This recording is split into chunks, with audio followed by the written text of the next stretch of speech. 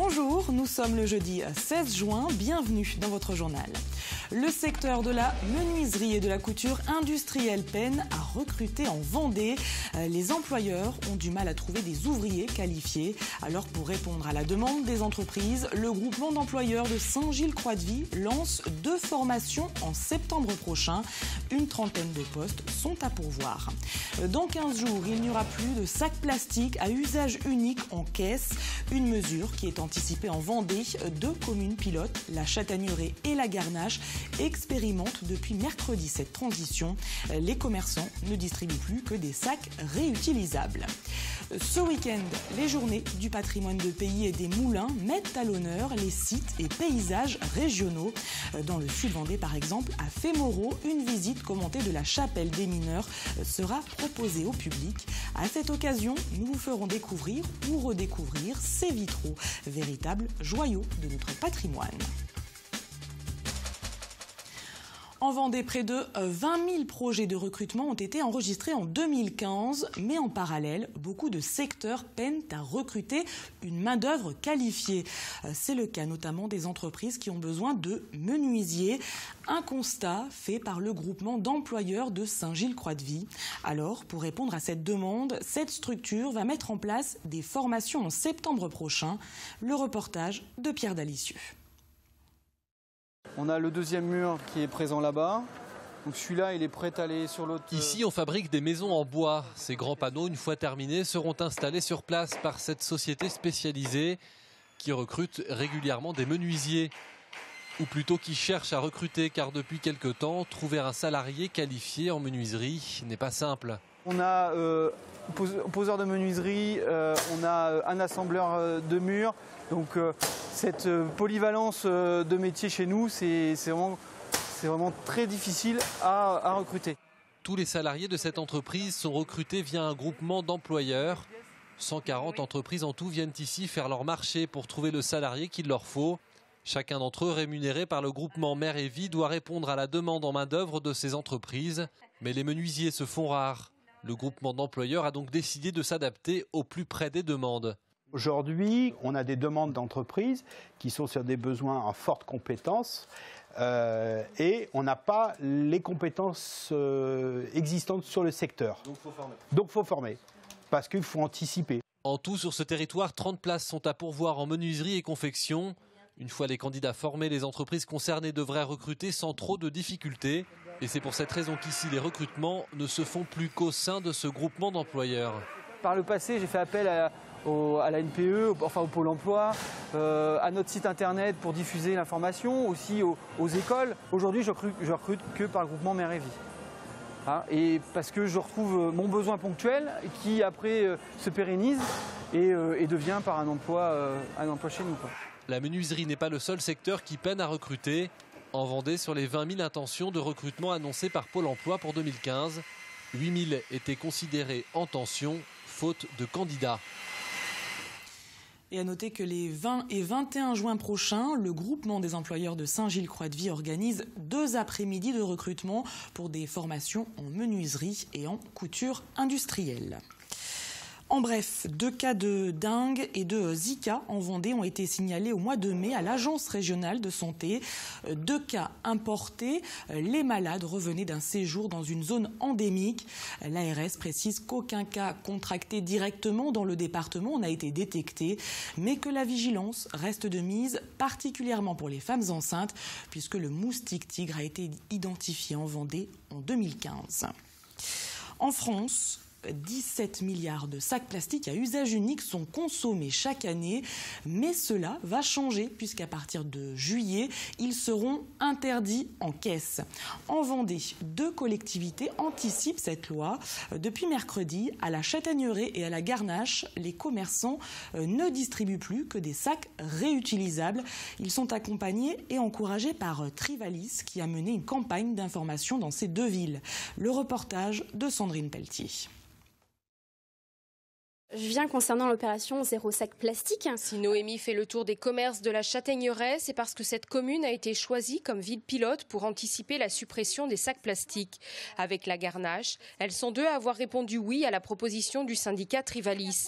Au cours de sa tournée, Noémie distribue des sacs réutilisables en tissu ou en nylon aux commerçants qui font bon accueil à la démarche. Certains ont anticipé la future loi en achetant auprès de leurs fournisseurs des sacs qu'ils pensaient conformes à la réglementation. Ça non, malheureusement ça c'est plus possible. Donc ça ils nous disent que oui. Oui, non.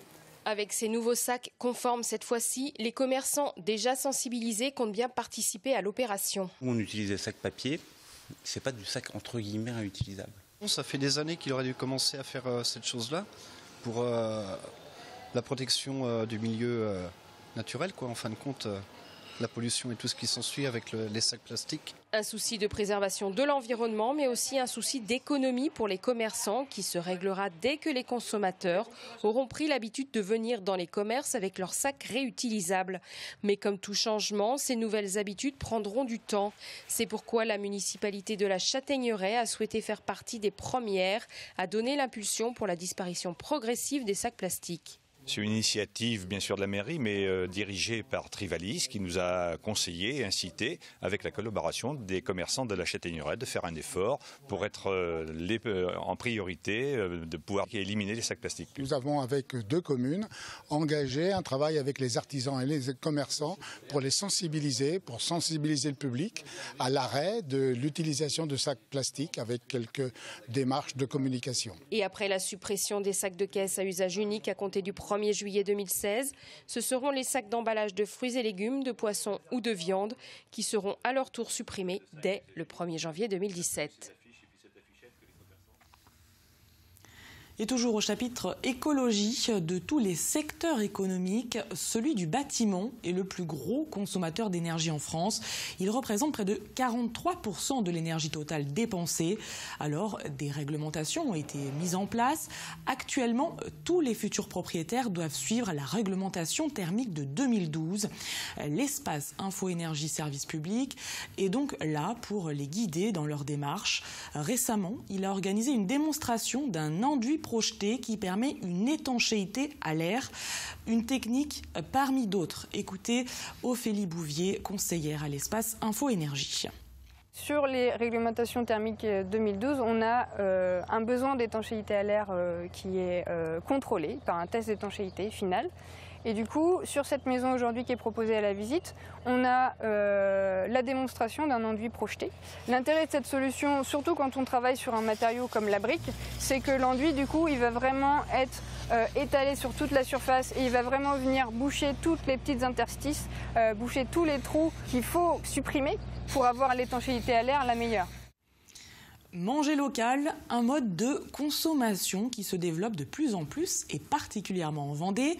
Depuis un peu plus de 2 ans maintenant, le Conseil départemental de la Vendée, l'Association des maires et la Chambre d'agriculture se sont réunis et ont créé le réseau Manger local. Ce mercredi, une rencontre était organisée entre producteurs et chefs cuisiniers. Objectif, développer les circuits courts dans la restauration collective. L'occasion également de faire le bilan du travail accompli. Et il est plutôt positif selon Céline Calvo, chargée de mission à la Chambre d'agriculture. Il y a plus qu'une bonne volonté, il y a une volonté de bien faire de la part des élus, des chefs et qui recherchent des contacts pour travailler du produit local. Donc je pense que la demande, elle est vraiment là. L'offre, elle est en train de se structurer pour répondre à cette demande-là. Oui, la différence, c'est celle-là. C'est vraiment qu'il y a très concrètement, les acteurs en charge de ces dossiers-là ont des attentes très concrètes sur comment je m'y prends. Dans ma petite cuisine, dans ma grosse cuisine, sur tout type de restauration. Laborieux, souvent approximatif, ce sont les mots que l'on pouvait lire aujourd'hui dans la presse au lendemain du match des Bleus face à l'Albanie. Les joueurs de l'équipe de France se sont certes imposés 2-0, mais dans les toutes dernières minutes de jeu, la bonne nouvelle, c'est que les Bleus sont maintenant qualifiés pour les 8e de finale. Alors, pensez-vous qu'ils ont les armes pour remporter cet Euro 2016 ?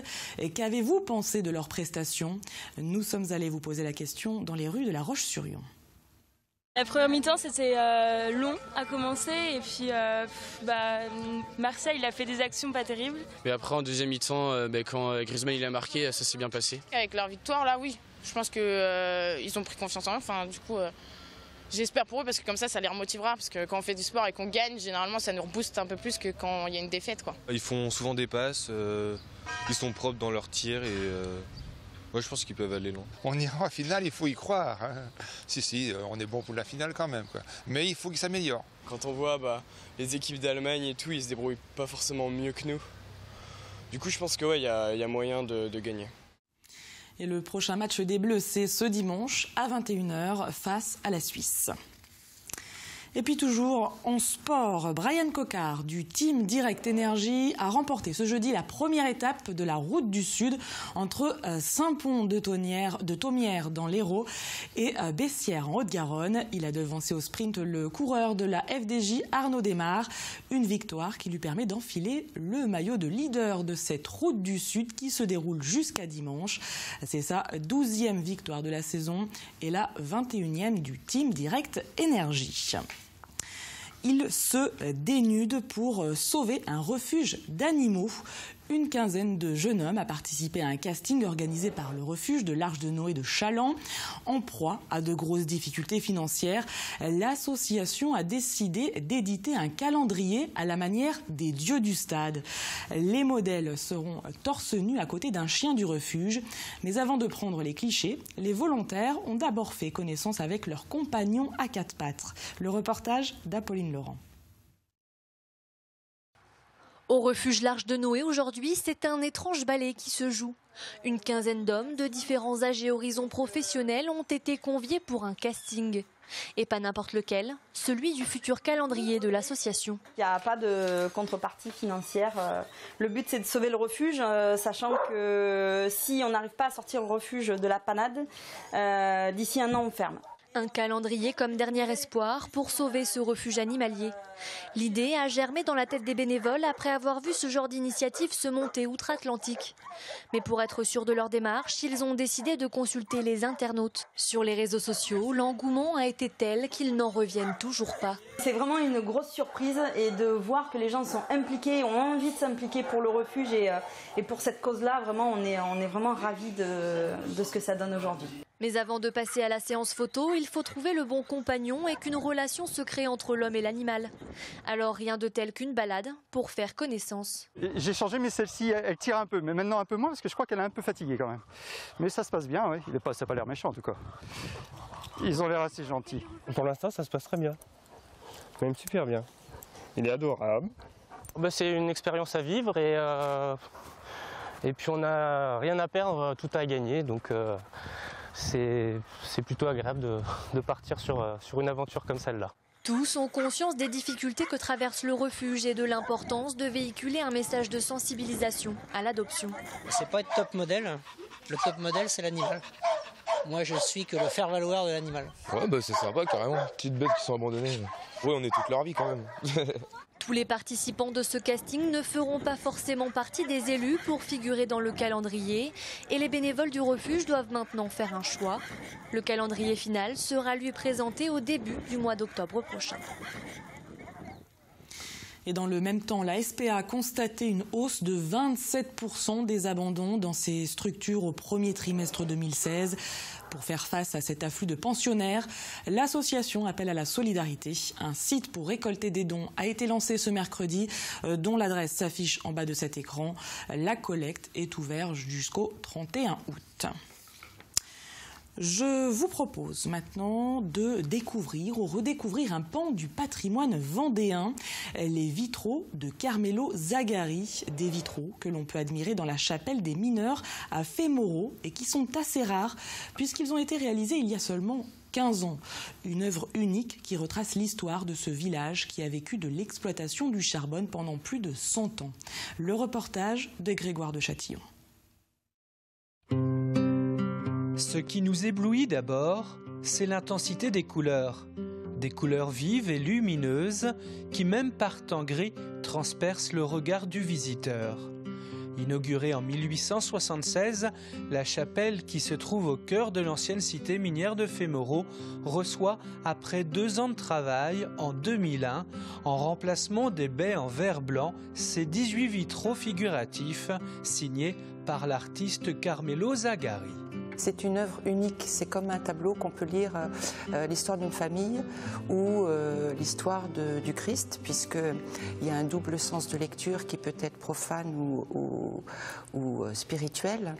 Et donc, voilà, on part d'un vitrail pour raconter l'ensemble de l'œuvre. Ce petit garçon représente à la fois un enfant de mineur et aussi Jésus.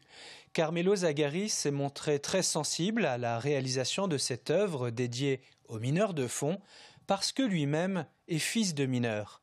Une multitude de symboles est alors à découvrir sur ces vitraux. On retrouve notamment dans ces vitraux l'idée de danger, de la mine, de la vie et de la mort. Mais c'est aussi une représentation des oiseaux que les mineurs descendaient dans les mines, puisque les mineurs étaient souvent colombophiles et que ça leur permettait de détecter le grisou. Et puis plein d'autres éléments, puisque chaque vitrail est vraiment un tableau à lui tout seul, malgré le fait que l'ensemble constitue aussi une œuvre à part entière. Pour célébrer les 15 ans des vitraux, les études et croquis préparatoires de l'artiste sont à découvrir sur place dans la chapelle jusqu'au mois de septembre. L'ensemble de ces études sont présentées sur les côtés de la chapelle, aussi bien des dessins en noir et blanc que des études en couleur comme on voit derrière moi. Au cœur de la petite cité de caractère, les vitraux de la chapelle des mineurs devraient, c'est sûr, vous aussi, vous éblouir. Et cette chapelle et ses vitraux sont à découvrir ou redécouvrir ce week-end dans le cadre des Journées du patrimoine de pays. Plusieurs animations sont également proposées.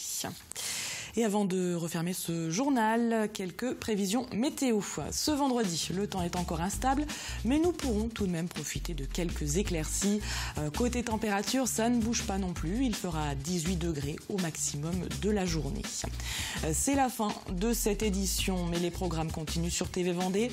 Ce vendredi, il sera question de culture dans la grande émission.